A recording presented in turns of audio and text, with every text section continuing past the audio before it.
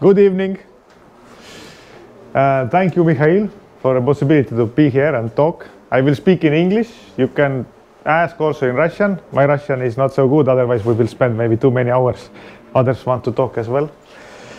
I will present to you the new Nikon cameras, the Z cameras.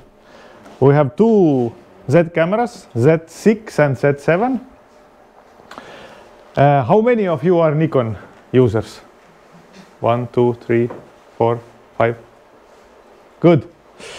So unfortunately, I have to be in the evening in Saaremaa. So I have to leave 5 o'clock. That will be now the next pause, is the last possibility to try these cameras which are there. So let's go to the products. What Nikon changed is the new mount. This, all this is now new. It's bigger than it used to be. And it's the same on the Z6 and on the Z7.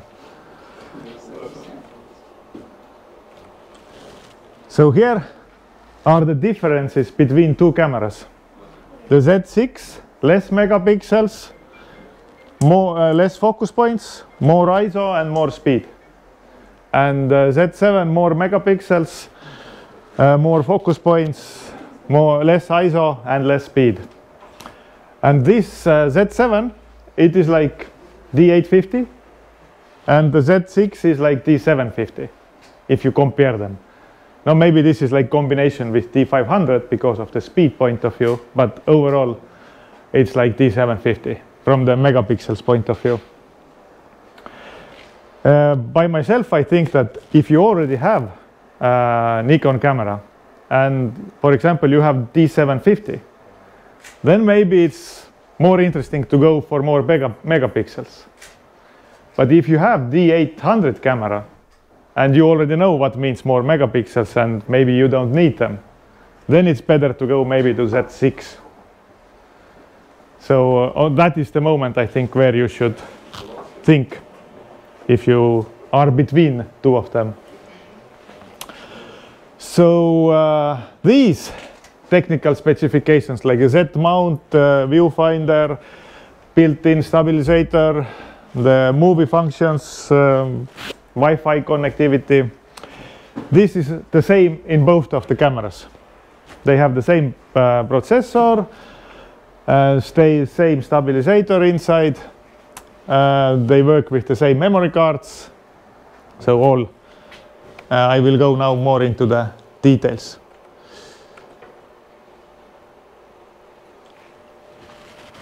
So if you take the old and new camera, the mirrorless and DSLR, then this is now much bigger. The hole itself, it's much bigger on the mirrorless. So it looks like this in reality. On that picture maybe not so much visible, but in real life you will see the big difference there. And they are making the new lineup of the lenses with the new bayonet. And also on this new, I think it's also same maybe now in the new Canon lenses. I take one lens here. This the pins which are here when you connect them with the camera, then this is like a newer technology. They are more able to transfer more data. So it means that something probably in future will be added more into the lenses. Like for example, now in Canon they have this programmable this ring. So we don't know today what they are putting to use this faster pins, but I guess that they are working on something. So that is like one thing. And that new lens, which will be f/0.95, it will be available next year. It will be like a flagship lens. It's probably very expensive. I have no idea how much it costs, but it's more done with the idea that we can do it. That to show that it's possible to produce something which is very, very good. Today, there are available the adapter. With this adapter, you can use all your old lenses, more or less. I think there are 360 lenses which will be, thanks to this adapter, able to use with the new camera. If you have Sigma Tamron, they will work also. I think Tamron maybe not 100% yet, but I understood that they are coming up with the solutions that it will work. This is the kit lens, which comes with the camera, if you buy the kit. It's 24-70 f4. Many people maybe think that why I need this f4. But I also thought that it will be like a kit lens, like it's 1855 on the entry-level kits. But physically it is not. It's better than I expected. And quite often you just, as it don't have so many lenses today. So I skip the 24-70 VR to carry with me when I go to make photos, because it's too heavy. If the light is okay, if it's not dark and you think that you can manage with the f4, like a travel lens, in many cases, you don't want to carry the old big lens with you. Even if we think that we invested a lot of money into these old big lenses, but I think that this anyway will be replaced with the small ones. And if you buy the kit, you get the lens much better price than if you buy it from the price list. And I think that is the reason why it's better to buy a kit with the lens in the beginning, because you don't have any other this new technology lens, and this will help you to get a taste of the new lenses, what they will be. We also have available now this 35 1.8, and in December should be available also 50 1.8.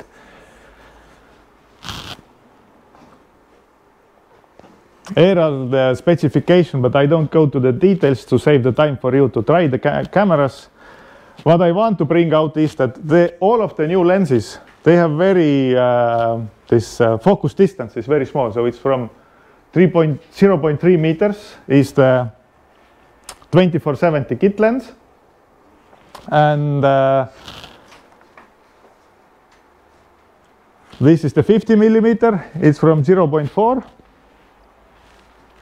Maybe also this I should not forget to say that physically, because the hole is bigger, Nikon kept here 1.8, but in real life it's better than 1.8.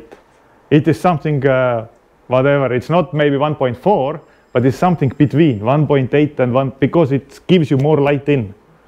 So it is better in reality.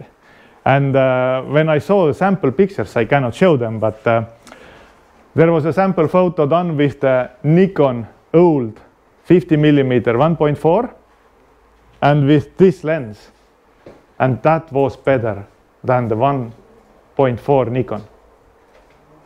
I also think, I don't know how it's in Canon, but in Nikon case, what I see that the lens development for the DSLRs, it has been quite like slow down. And I see a lot of, I mean the DSLR lenses. There is not something very, there is like 50 millimeter BF, but I don't see today that there is something coming out like new 7200 or, but Sigma came out with 7200. There is new 1424, but Samyang made 14 millimeter with 700 euro in retail, and which has quite good quality. So I have feeling that Nikon will put more attention on these lenses than on the DSLRs right now. It's like, if I talk it out of the Nikon, what is my personal feeling. This is the 35 millimeter, it is here, 1.8. I really recommend that try it out, because it is very good. And this one I think had it also like 0.25 focus distance. So you can make a quite close photos. This is important to know that today we are living in this 2018. During this year we will have 3 new lenses. Next year will come 1, 2, 3, 4, 5, 6 new lenses, and you can see that there will be 24-70 2.8, 70-200 2.8, and 1430 but f4. And 2020 there will be 1424 2.8. So turning next 2 years, I should say that all the wedding press is more or less covered to be ready for the mirrorless with these new small lenses, which is much more easier to carry.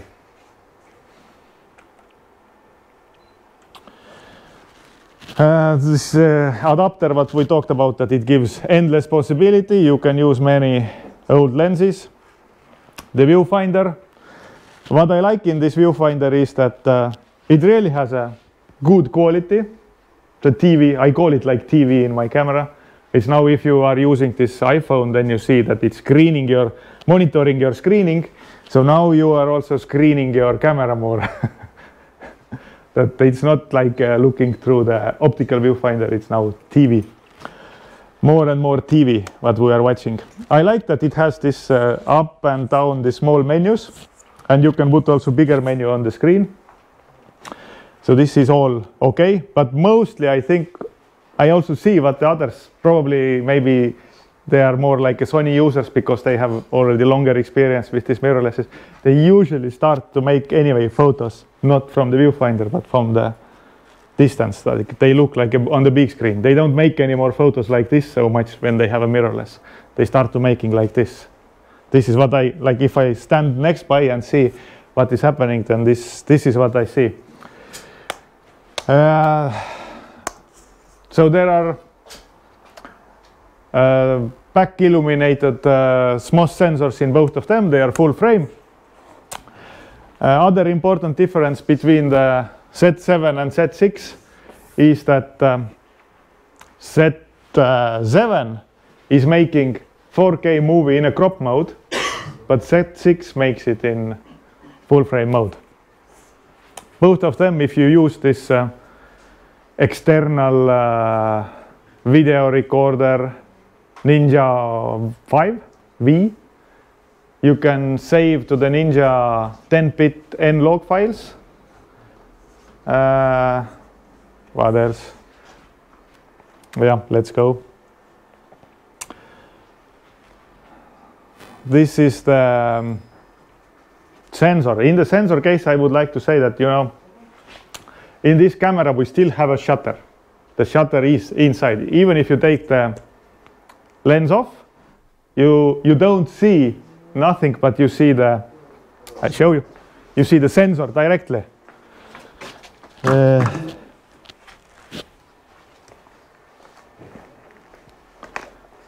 So you see it like, if you take a DSLR away, then you have this shutter visible. But here is shutter opened all the time, but it's inside there. And the shutter is not taken away because this sensor is writing like a printer. When you make photo, the sensor is writing the photo like this, from left to right. Like it's very quickly, but still it takes a moment. And if you don't use a shutter and you are making photo of the moving object like a car, then the car wheels will look like this. Thanks to shutter, the wheels will be like wheels are, like a circle. And I don't know exactly who is developing, maybe it's Sony or somebody is developing the new this solution. It's called like a global sensor. And it will be then after that, it will not write the photo like this, but it will do like this. So, and then all the mirrorless cameras can take the shutter away. But till that time, they all are using the shutter. This is the first Nikon camera where you have, no, okay, in Coolpix's we had a built-in stabilizer as well, but this is the first like mirrorless camera where we have a built-in stabilizer. Earlier we had all the stabilizers in the lens. And the reason why we didn't put the stabilizer in the body was that if you have a lens, then that one is shaking more than this one when you make photos. So it was important to, or the result was better if the stabilizer was in the lens, not in the body. Now, when the products are getting smaller, it's okay to put the stabilizer inside the body. If you are using the old lens, you have a stabilizer inside here, then the camera automatically will use the lens stabilizer and switch off the body stabilizer. Weatherproof. It's the same much weatherproof like the 850. You can make photos like a professional photographer out on the events. It's raining, it's okay, but don't swim with it. Magnesium alloy. Processor, new one totally.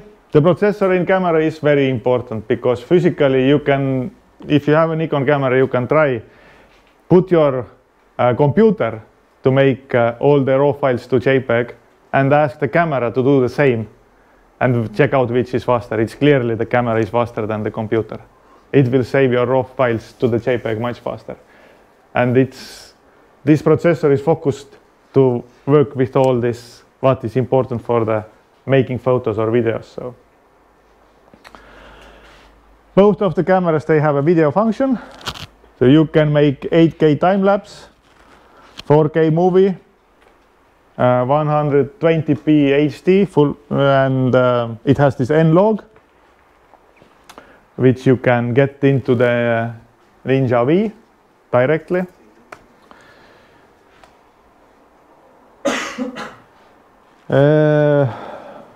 This is what Nikon was different from the Canon, let's say. Canon was always like, what do you say, this Nikon photographers, when they made photos, they were used to this, that they get this very quick, very fast focus. In video, people don't want so that it is making so quickly the focus. And Nikon was always in trouble there because their autofocus was too fast. Now, you can slower down or faster up the autofocus. It's if you are, for example, in video and it's too fast for you, so you can go it down. Or you want this autofocus tracking, then you can also change it to be faster or to be slower. So how you want to look your video file in the end, so you can, but you have to remember to do it. There is a possibility, like in this Nikon cameras, there are so many possibilities, but yeah, I think it's like, usually when the bookstores are selling the books like Nikon Z850, or there will be probably books like Nikon Z7 and so on, then it's quite useful to buy them because there are so many ideas inside these books, what you can do with these cameras. It's not only like, just like what you get in the user manual, but they give you many ideas what you can do. This is how the Ninja V is looking. So you usually put it on the top of the, like where you put the speed light. I like this speed light that you have, this AI. It was really great.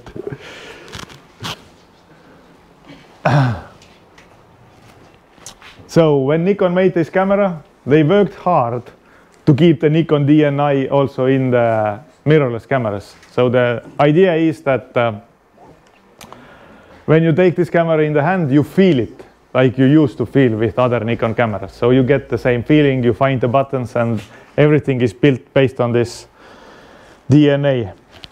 They have changed a little bit the menus, because here it's the body is smaller. If you have D800 camera, then on D800 you have more buttons on the body. This body is smaller, so you cannot put so many buttons on the body. Wi-Fi, Bluetooth connectivity, so you can connect it with your smartphone, or you can send directly to cloud or so on.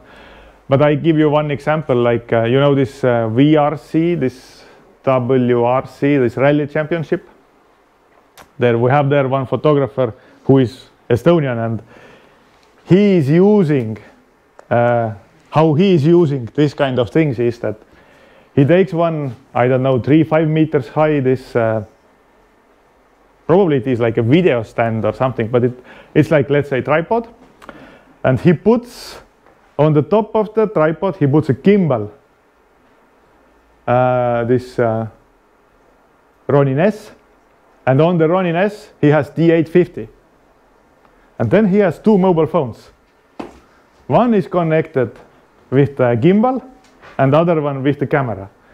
So he knows that, okay, the rally car is coming from there, I need a viewpoint like that. So he puts the camera up there, then he turns the gimbal with one phone to that directions where he wants, and from other phone he can see what the cameras see and then make photo.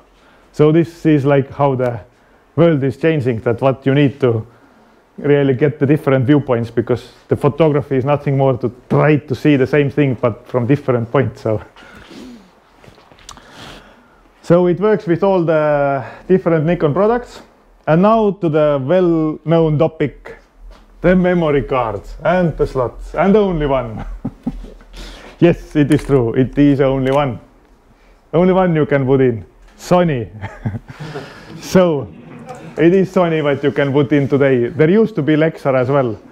But Lexar, if anybody wants this, I don't know, I think. Yeah, I have a couple of them I have left. I have 32 XQD Lexar professional memory cards with 25 euro in cash, if somebody wants. I got them from the Red Bull, so very good price if somebody wants. But this is not, today we are using these ones. You know, there is, like in some cameras you have compact flash and you have SD, or you have XQD and you have SD. Here, physically, we know today XQD, but into the same XQD memory card slot in future will be used this CF Express. And if you look here, this is XQD, 400 megabit writing speed. And 250 gigabyte is, I think, the biggest right now.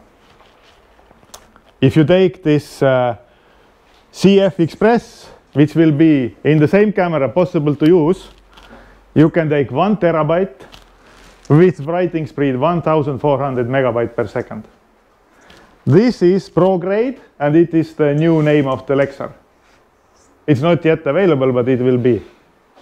And this camera is ready for these memory cards. So you can start using them when they are available. Yeah, so one camera makes 9 frames per second, another one 12 frames per second. It's up from this how much speed you need. Also a moment to do for deciding. Yeah, I don't know how many you are using this focus shift shooting, but these cameras are able to do with the D850. I think we started with this. It's a possibility that you put something very small, like for example the ring, and then you choose the starting focus point and the end focus point. The camera is on a tripod and it will make many photos, and each time he makes the photo it also moves the focus point, and then in the end you have the one file fully focus on this area focus what you choose. So yeah, I show you some photos. There were a couple of photographers who had a chance to use these cameras before it came to the sales. Both of the cameras are now officially in sales available. Z7 is more expensive, Z6 is cheaper. Z6 is probably more for people who are interested in video, and Z7 more for people who are interested in both of the, like a high megapixel rate and for video. And if it is not important for them that 4K is in full frame sensor done, then they can accept the Z7, but Z7 is more expensive. So some samples, I want to point out one thing. So I don't show all of the photos because there are so many of them. Here is a little smile. But this one I wanted to show you mostly. So this is done with the 35mm lens. And here you see the air conditioner. And same photo now in a crop. So you see that the details are still there and it's quite well visible. So, and this lens is much smaller now. if you compare it with the 35 full frame. Unfortunately, it is not much more cheaper. Like I have feeling that, I don't know how it's in Canon if you make now this mirrorless. Everything is more expensive compared to DSLR? Yes, so it's the same. No big differences there. Do you have questions? I think we wrote down here something, yeah. No, this is like, if you are thinking to buy this Z6 or Z7 only with the adapter, I think it's not, you can do it, of course, there is such a kit available. But from my point of view, it's better to buy immediately with this first kit lens, because you get to understand what the new lens means. Otherwise, you don't have the new lens at all. And if you go to decide to buy directly this 35, it will ask more money from your budget immediately. So from that point of view, I think that this 2470 f4 is very good. So. And if you are interested in both of them, they are available now, yes. If no questions, I think you should now go back to the cameras and try them. Mums ir atkal pusstundu laiks, lai paspēlēties ar kamerām. Es jau